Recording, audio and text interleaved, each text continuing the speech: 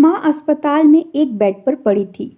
अस्पताल के बरामदे में उसके दो बेटे और एक बेटी चिंता में टहल रहे थे। भाई बहन को अपनी माँ के लिए सेहत की चिंता तो थी, लेकिन उससे भी ज्यादा चिंता इस बात की थी कि अब माँ को अपने साथ कौन रखेगा। जब तक माँ स्वस्थ थी, वह इन तीनों से अलग अपने पुराने घर में रहती थी। लेकिन अब ऐसा करना खतरे से खाली नहीं होता, और ऐसा करने से समाज में तीनों बेटे बेटियों का नाम भी खराब होता। लोग कहते कि देखो कैसी औलादें हैं, बीमार माँ को अकेला रहने के लिए छोड़ दिया। 1 घंटे से बिना कोई बातचीत किए वह तीनों अपने अपने विचारों में खोए हुए थे। फिर बहन ने चुप्पी तोड़ते हुए अपने बड़े भाई की तरफ देखते हुए कहा, भैया, आप बड़े हैं, इसलिए आपका कर्तव्य है कि माँ को जरूरत के समय आप रखें और उनकी देखभाल करें।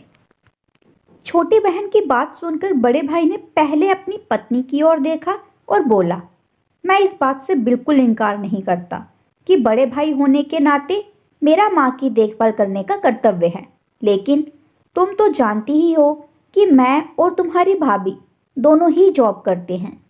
ऐसी हालत में माँ के साथ किसी न किसी को हर वक्त उनकी देखभाल के लिए उनके साथ रहना पड़ेगा, जो हमारे लिए बहुत मुश्किल हो जाएगा। बहन, तुम तो पूरा दिन घर ही रहती हो, तुम माँ को अपने साथ क्यों नहीं रखती? पैसों की चिंता मत करना, जो भी खर्चा आएगा मैं दे दूंगा। सुशील भैया, आप तो जानते ही हैं कि मैं माँ से कितना प्यार करती हूँ, लेकिन आप यह भी जानते हैं कि मेरे ससुराल वाले कैसे हैं। मैं ये बिल्कुल बर्दाश्त नहीं कर पाऊंगी कि कोई मेरी माँ को और मेरे भाइयों को भला बुरा कहे। इसलिए अच्छा यही होगा कि माँ को अनिल भाई के यहाँ रखा जाए। बड़े भाई सुशील ने भी छोटे भाई अनिल के यहाँ माँ को रखने के लिए सहमति जताई। आप ये कैसी बातें कर रहे हो?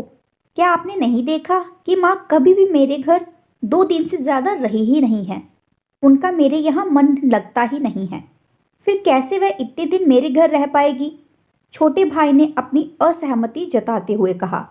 इससे पहले कि इस चर्चा का कोई नतीजा निकल पाता, एक नर्स वहां दौड़ते हुए आई और कहने लगी, क्या आप ही वार्ड नंबर 4 में भर्ती मरीज के रिश्तेदार हैं? आपको डॉक्टर साहब अंदर बुला रहे हैं। सभी घबरा गए और दौड़ते हुए डॉक्टर के पास पहुंचे। डॉक्टर ने उनसे हाथ जोड़ते हुए कहा, आई एम सॉरी, मैं आपकी माताजी को नहीं बचा पाया। डॉक्टर की इस खबर ने सबके चेहरे पर झूठी मूठी दुख की परत तो चढ़ा दी थी, लेकिन सभी के दिल के किसी कोने में इस बात की खुशी भी छुपी हुई थी कि अब उन्हें माँ को नहीं संभालना पड़ेगा और माँ की वजह से उन्हें परेशान नहीं होना पड़ेगा। दोस्तों, छोटी सी यह इमोशनल कहानी ही समाज का सत्य है।